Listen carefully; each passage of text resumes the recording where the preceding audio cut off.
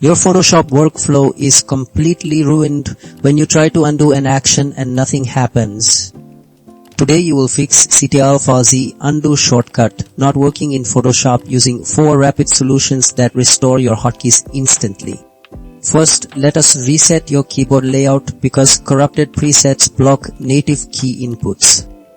Open the Edit menu, click Keyboard Shortcuts, change the set to Photoshop Default, and hit Accept. If that first step does not clear the error, the issue usually stems deeper in system memory allocations, which brings us to Method 2.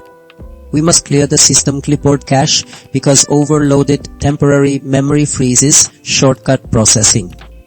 Navigate to Edit, hover over Purge, and select All to completely wipe the cluttered cache. If your keys are still locked, background programs like browser extensions or overlay software are hijacking your keyboard inputs. Open Task Manager, locate any background overlays and force close them immediately to release the keyboard focus back to your workspace. Finally, if the shortcut remains broken, access Preferences, click Performance, and increase your history states to 50 to ensure the software actively tracks your past actions and keeps your creative workflow moving smoothly.